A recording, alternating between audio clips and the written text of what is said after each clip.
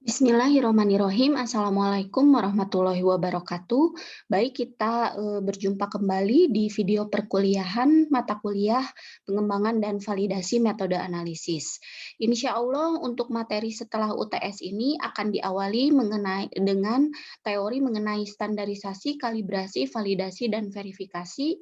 Kemudian akan ada beberapa materi yang terkait dengan materi hitungan, terutama hitungan mengenai validasi metode analisis, verifikasi metode analisis, dan juga hitungan-hitungan terkait statistik yang berhubungan dengan metode analisis.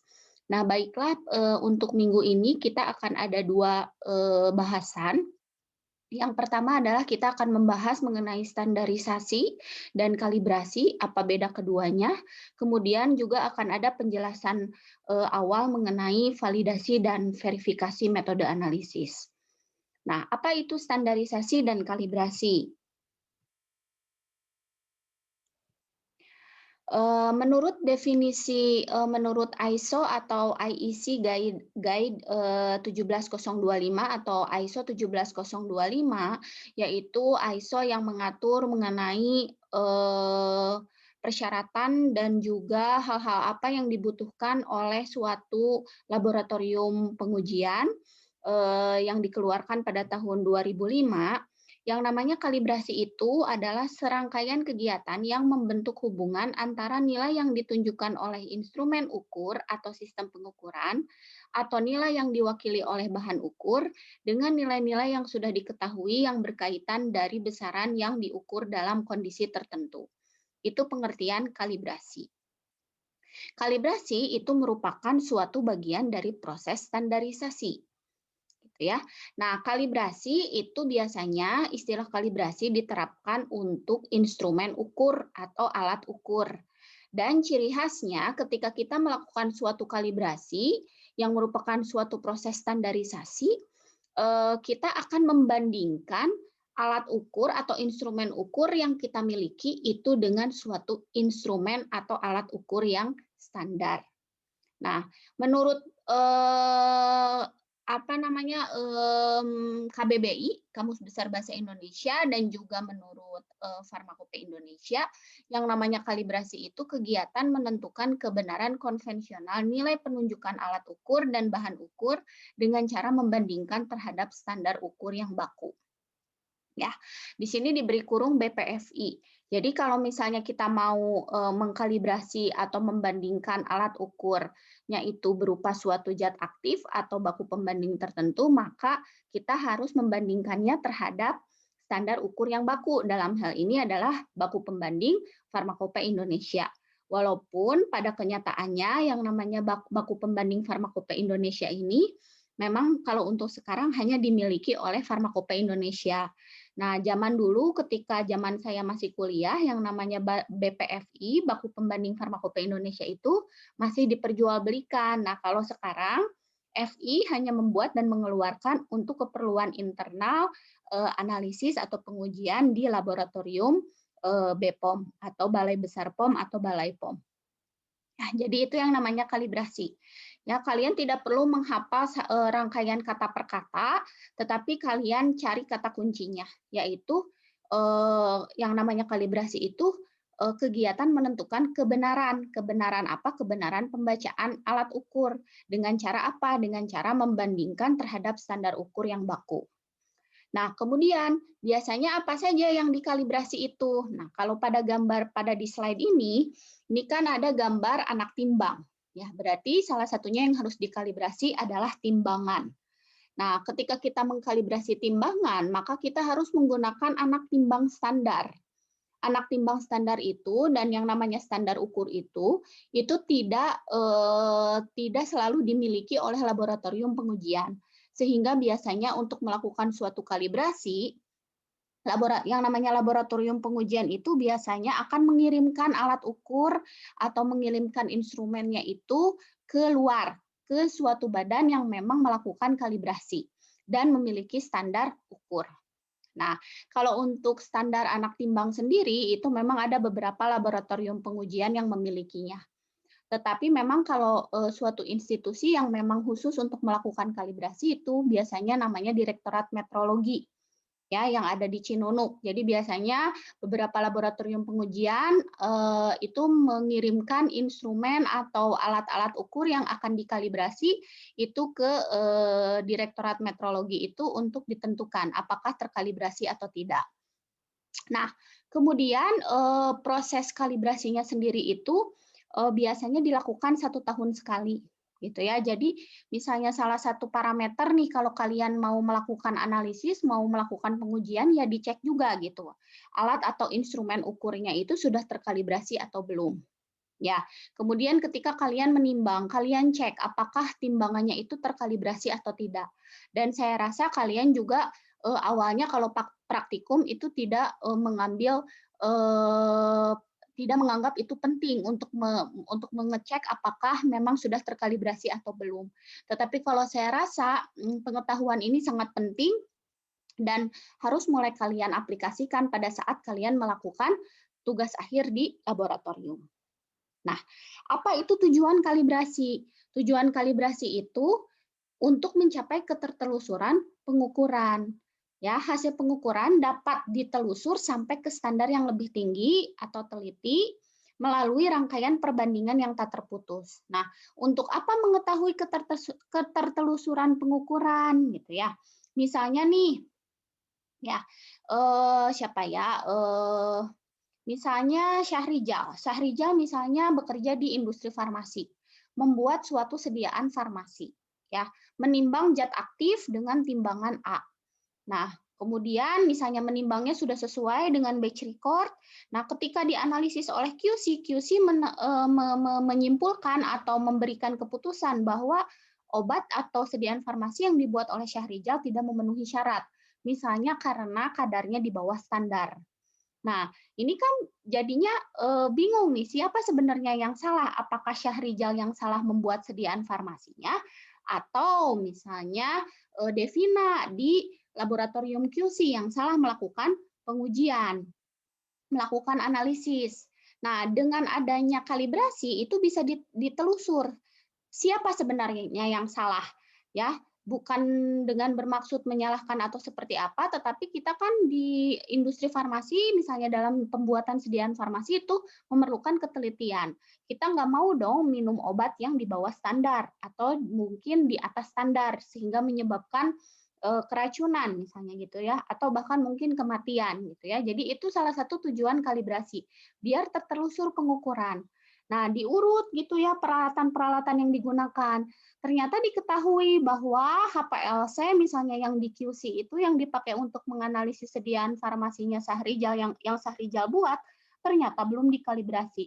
Sehingga bisa disimpulkan kemungkinan besar kesalahan pengujian adalah di metode analisis. Gitu. Ya, itu tujuan kalibrasi. Nah, manfaatnya apa? Manfaatnya kalibrasi itu adalah untuk mengetahui seberapa jauh penyimpangan antara harga benar dengan harga yang ditunjukkan oleh alat ukur. Jadi kita tuh tahu berapa sih galatnya dan ujung-ujungnya adalah kita lebih confidence dan juga merasa lebih aman ketika kita menggunakan sediaan farmasi. Dalam hal ini kita sebut sediaan farmasi karena memang kita seorang farmasis nantinya. Gitu. Nah, sumber kesalahan itu dalam metode analisis ya, bukan dalam pembuatan sediaan, itu ada banyak sumbernya. Ya, kalau kita mau urut misalnya ya, sumber-sumber kesalahan yang bisa timbul pada saat kita melakukan analisis, itu menurut Miller and Miller tahun 2001 dibagi menjadi 3 kesalahan pengukuran analitik. Ada yang namanya gross error atau gala tetap, kemudian ada yang namanya random error, dan ada yang namanya systematic error. Nah, yang pertama kita bahas satu persatu. Gross error atau kesalahan besar atau gala tetap. Nah, tipe kesalahan seperti ini, gross error atau gala tetap ini, kesalahannya ini sangat fatal. Ya, yang menyebabkan kalau kita melakukan gross error atau gala tetap, ini maka konsekuensinya kita harus mengulang pengujian, ya, mengulang pengukuran. Contohnya apa saja yang termasuk gross error? Misalnya kontaminasi reagen, ya, misalnya nih pas TA nanti, RIMA misalnya. Rima, kamu melakukan screening fitokim? Iya, Bu. Tapi aneh, Bu, hasilnya. Misalnya nih di kolokium ditanyakan, kenapa kalau di ekstraknya ada, tapi di simplisianya kok nggak ada? Berarti ada salah satu yang negatif negatif palsu atau positif palsu. Kalau di simplisianya ada, di ekstraknya nggak ada, kemungkinan tidak tertarik oleh pelarut ekstraksi. Tapi kalau ini aneh misalnya, kebalikannya Bu. Nah, terus misalnya saya tanya, Rima menggunakan reagen yang mana? Misalnya Rima bilang, oh saya pakai reagen itu Bu, Dragendorf, misalnya pengujiannya alkaloid ya. Reaksi Dragendorf yang ada di lab. Kemudian saya tanya, itu kamu buat sendiri? Enggak Bu, yang ada di lab. Nah, Rima berarti tidak memastikan gitu ya, reagen yang digunakan itu dibuatnya kapan dan expire-nya kapan. Ya, ternyata pas dicek lagi tuh setelah kolokium, pas dilihat, oh ternyata sudah banyak endapan, sudah banyak kontaminan. Nah, berarti ini kesalahan fatal, gross error, kesalahan besar, dan ujungnya adalah Rima harus mengulang pengujian screening fitokin. Kemudian misalnya nih yang sering lihat saya di praktikum misalnya, menggunakan pipa tetes yang ujungnya itu pecah gitu ya, songhek kalau kata orang Sundanya mah. Ya gimana mau tepat gitu ya pengukurannya kalau misalnya kita menggunakan barang alat gelas yang sudah rusak gitu ya. Kemudian nih misalnya yang sering ketemu itu dan mungkin kalian juga udah bosan saya sering banget ceritanya, misalnya nimbang, pakai kertas timbang. Ya, udah belajar tuh cara mengemas sampel yang baik gitu ya. Terus udah belajar juga gimana cara bikin pulveres dan sebagainya. Tapi kekeh gitu ketika nimbang pakai kertas timbang teh kalian megangnya itu tidak dibuat dalam bentuk amplop, tapi dipegang aja gitu. Terus misalnya kegedor pas lagi jalan atau misalnya kalian bersihin itu kan ada yang terbuang. Nah, itu gross error, kalian harus mengulang gitu ya. Jadi efeknya kalian harus mengulang dan pasti hasil yang dihasilkan itu salah. Itu namanya gross error. Ya, jadi kalian tahu itu salah biasanya sih ya. Yang namanya gross error itu kalian tahu itu salah tapi pura-pura nggak tahu kadang-kadang karena mungkin malas untuk mengulang. Ya, bukan hanya kalian, saya juga kadang-kadang suka seperti itu. Tapi ya kalau mau analisis yang baik, kalian harus benar-benar melakukan review terhadap apa yang sudah kalian lakukan dan jangan jangan sungkan untuk mengulang karena untuk meningkatkan ketelitian dari hasil analisis yang kalian lakukan. Kemudian yang kedua adalah kesalahan acak atau random error. Nah, kalau random error tuh biasanya terjadi misalnya gini. Pertama menguji 100%, kedua 80%, ketiga 60%. Itu kan error ya. Apa namanya? Random. Ini apa ya penyebabnya? Prosedurnya sama, nimbang sampelnya beratnya sama. Apa atuh Bu? Ya nggak tahu penyebabnya apa. Itu namanya random error. Biasanya terjadi pada saat pengulangan. Misal gini ya, ini juga ada hubungannya dengan data-data di tugas akhir. Kadar air, pertama nguji 7%. Pas begitu duplo 12%. Kalian teh suka 12 tambah 7, 19 dibagi 2, 9,5. Jadi masuk kan di bawah 100%. Padahal nggak boleh seperti itu.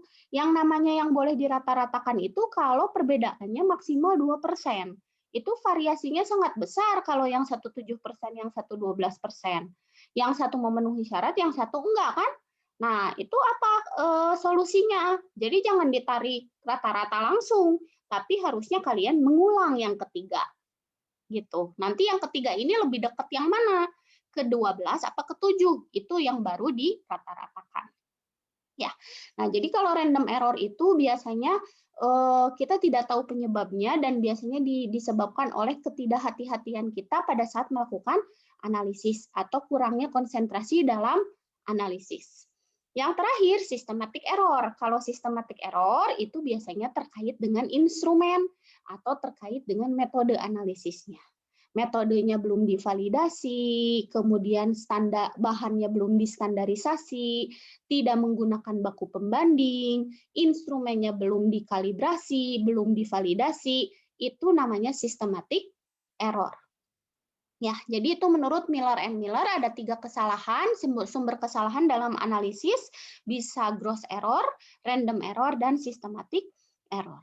Nah, kemudian kalau penyebab kesalahan secara umum ya tidak dikelompokkan, apa saja yang biasanya kesalahan-kesalahan yang biasanya menghasilkan variasi hasil pada saat analisis. Yang pertama adalah perbedaan pada objek yang diukur. Ya, penyebabnya ada banyak. Objek itu sampel ya. Yang pertama sampelnya tidak homogen, yang kedua kalian samplingnya salah. Ya, misalnya ini terjadi ketika saya bekerja di industri pada saat itu, jadi kami sedang memproduksi injeksi piracetam, kemudian ditemukan ketika kita mau filling ke ampul, itu ternyata apa namanya kadar bulk itu yang akan diisikan ke ampul itu ternyata tidak memenuhi syarat. Ya, sampai kita udah heboh banget ya, sudah sampai ke bos besar juga dan sebagainya. Nah, ternyata setelah diurut, ternyata asisten apoteker teknik samplingnya salah. Teknik sampling salah contohnya gimana, Bu? Nah, harusnya kan ketika sebelum di-filling itu biasanya injeksi itu difiltrasi dulu kan? Ya. Nah, filter itu biasanya sebelum dipakai biasanya dibilas dulu dengan water for injection karena ini injeksi. Nah, setelah dibilas itu baru dilewatkan sediaan yang akan kita filling. Nah, seharusnya pada saat pertama dilewatkan itu dibuang dulu tuh. Kenapa? Karena kan masih ada sisa-sisa air pasti ya di pori-porinya filter dan itu akan mengencerkan si sediaan farmasi yang akan kita isi. Nah, tapi ternyata si AA ini salah, asisten apoteker ini. Dia langsung menampung tanpa membuang terlebih dahulu. Efeknya apa? Bulk yang saya uji itu yang terencerkan tadi. Nah, itu teknik sampling yang salah. Kemudian, misalnya kalau kita terima zat aktif ya, biasanya dalam bentuk VAT atau kaleng besar gitu ya, istilahnya VAT. Nah, itu teknik sampling yang baik itu adalah harus yang atas tengah bawah. Itu ada alat sampling khususnya. Dan kita harus memastikan bahwa pada saat menyampling itu sampel yang kita ambil adalah yang homogen. Ya, apakah dikocok terlebih dahulu gitu kalau misalnya dia sirup dan sebagainya. Jadi kita harus memastikan bahwa kualitas sampel yang kita sampling itu adalah homogen. Kemudian bisa juga kesalahan itu disebabkan perbedaan situasi pada saat pengukuran. Ya, misalnya Ridwan misalnya menguji di Belanda misalnya dibandingkan dengan Bella menguji di Bandung. Ya, perbedaan suhu, perbedaan instrumen yang digunakan itu memang akan mempengaruhi metode analisis. Gitu.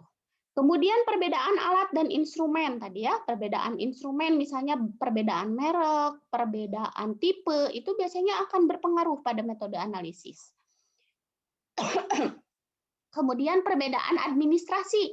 Nah, ini biasanya perbedaan administrasi itu tergantung dari apakah peneliti atau analisnya ini teliti ya. Jadi kalau kalian nimbang catat, kemudian menambahkan ini sekian mili catat, itu akan lebih sedikit galatnya dibandingkan yang ya udah deh campur-campur, tadi itu berapa ya gitu. Jadi prosedurnya tuh nggak standar kalau yang nggak pernah mencatat gitu ya. Efeknya apa? Nanti kesalahan tuh jadi diulang-ulang aja gitu. Kecuali kalau misalnya kalian nyatat dan kemudian, oh ini gagal, kita pasti nggak akan mengulang kondisi itu kan. Jadi nanti ini berlaku juga di tugas akhir. Ya kalian udah ngulang kondisi misalnya apa formula yang ini teh jelek, tapi karena nggak kalian catat itu teh apa komponennya apa aja, berapa persennya, kalian lupa bahwa itu tuh udah pernah dicoba gitu. Yaitu perbedaan administrasi. Jadi salah juga kan ya, ngapain ngulang-ngulang di situ. Nah, nanti titik optimumnya nggak akan ketemu-ketemu kalau kita memang nggak pernah mencatat. Nah, kemudian yang terakhir, perbedaan pembacaan hasil pengukuran. Nah, kalau ini tuh contohnya apa? Kesalahan paralaks. Ya, kalian pernah titrasi pakai di praktikum KFA ya?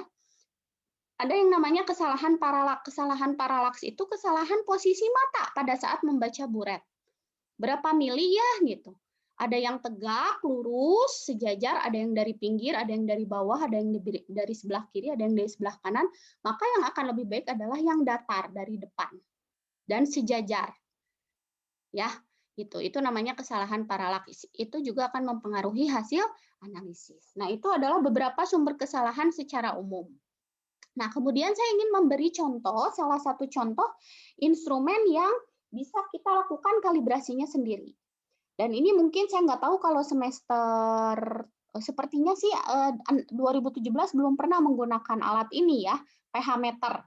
Mungkin pernahnya menggunakan indikator universal, tapi mungkin ada beberapa juga yang sudah pernah menggunakan.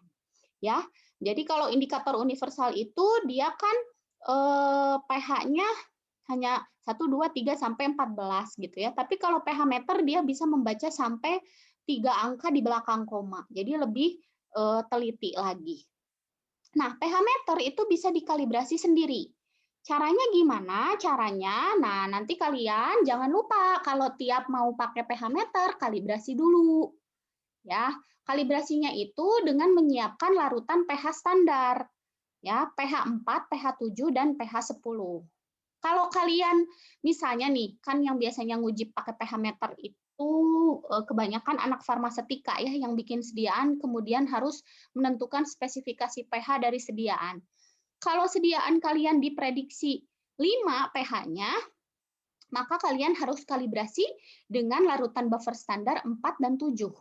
Tapi kalau pH-nya itu misalnya 9, berarti 7 dan 10. Sebenarnya sih untuk melakukan kalibrasi pH meter itu bisa dipilih apakah mau 1 titik, 2 titik, atau 3 titik. Ya, saya mah ada pH-nya 5 misalnya sediaannya, ya udah mau kalibrasinya 4 aja pH standarnya. Ya mah enggak. Tetapi akan lebih baik kalau kalian langsung kalibrasi di 3 titik. Sehingga nanti yang setelah kalian mau pakai pH meter tuh nggak perlu kalibrasi lagi gitu ya, kan lumayan tuh dapat pahala ya. Jadi memang kalau di Unisba sendiri setiap pertama kali menyalakan pH meter langsung dikalibrasinya 3 larutan buffer standar, pH 4, pH 7, dan pH 10. Bahkan kalau di industri itu diulang setiap shift. Bahkan menurut CPOB sih bagusnya 2 jam sekali dikalibrasinya. Gitu ya, itu pH meter. Ya, jadi ada teknik kalibrasi 1 titik, 2 titik, dan 3 titik. Ya, kalau 1 titik tadi misalnya kalau sediaannya pH-nya 4,5 ya berarti di 4 kalibrasinya. Kalau misalnya saya 7,4 pH-nya ya berarti di 7. Kalau 8 ya bisa pilih di 7 atau bisa pilih di 10. Tetapi yang aman itu memang menggunakan minimal 2 titik.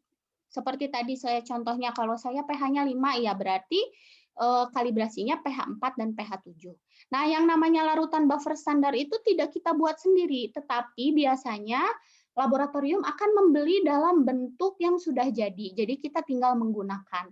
pH 4 itu biasanya larutannya berwarna merah, merah pink gitu ya. Kalau pH 7 itu kuning dan pH basa itu pH 10 itu biru. Ya. Nah, biasanya untuk menjaga konsistensi pengukuran dalam waktu yang lama, itu biasanya pH meter itu akan dikalibrasi 2 jam sekali harusnya. Tetapi kalau di industri farmasi sendiri, karena kan kalau mau kalibrasi itu gini ya caranya. Cara menggunakan pH meter ini namanya elektroda. Sebentar.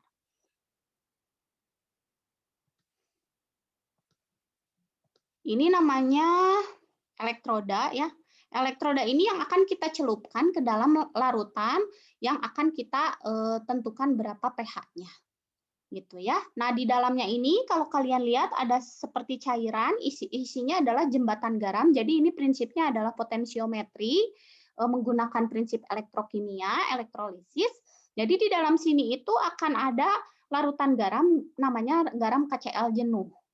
Ya. Nah, ketika dikalibrasi misalnya dengan pH 4, yang terbaca di sini di apa? Berapa pH-nya? 5. Oh, berarti ini error nih pH meternya. Kalian cek larutan KCl jenuhnya. Jangan-jangan sudah habis di dalam. Ya, itu salah satu yang menyebabkan pH meter salah membaca pH buffer standar. Ya. Kemudian biasanya ada juga yang karena tidak hati-hati yang pakainya itu pecah misalnya, ini bagian ujungnya ini elektrodanya kaca ya, pecah kemudian ya jadi error bacanya. Ya, jadi kalau misalnya bedanya sudah lebih dari 0,5 satuan pH, itu bisa dikatakan kalibrasinya gagal, tidak memenuhi standar. Dan itu harus memenuhi untuk 3 larutan buffer standar yang tadi saya sebutkan. Ya, atau misalnya kalian bisa ngecek larutan buffer standarnya. Jangan-jangan memang larutan buffer standarnya yang error, bukan pH meternya. Ya, atau bisa juga melihat di fisik si elektrodanya. Kadang-kadang di bagian luarnya ada seperti garam-garam yang mengkristal. Itu menandakan ada kebocoran. Gitu ya. Jadi untuk menentukan kita ngukur pH-nya benar apa enggak, ya harus dikalibrasi dulu. Gitu ya. Nah, itu salah satu contoh cara kalibrasi. Apalagi yang harus dikalibrasi? Yang harus dikalibrasi alat gelas.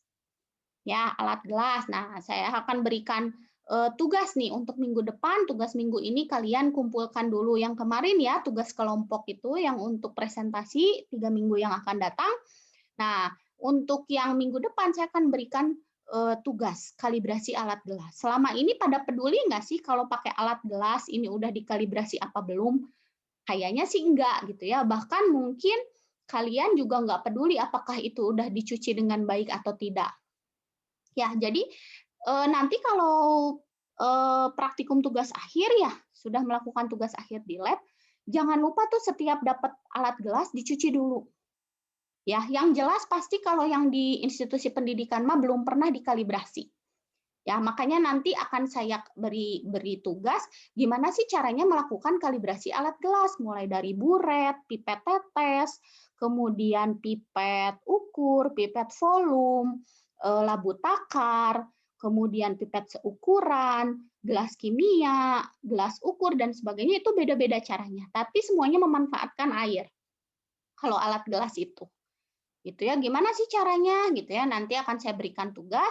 Nah, kemudian mulai dari sekarang kalian harus aware sama alat gelas yang kalian pakai. Ya, karena itu nanti akan menentukan keberhasilan kalian pas tugas akhir. Dalam hal ini tugas akhir. Tapi nanti kalau kalian udah bekerja di laboratorium pengujian misalnya, ketelitian kalian terhadap alat gelas yang kalian gunakan itu akan mempengaruhi apa? Mempengaruhi kualitas analisis yang kalian hasilkan. Berhasil atau tidaknya analisis yang kalian lakukan. Ya. Nah, itu saja tentang standarisasi dan kalibrasi. Nanti setelah video perkuliahan yang ini, video perkuliahan yang kedua, saya akan menjelaskan apa itu validasi dan verifikasi metode analisis. Terima kasih. Wassalamualaikum warahmatullahi wabarakatuh.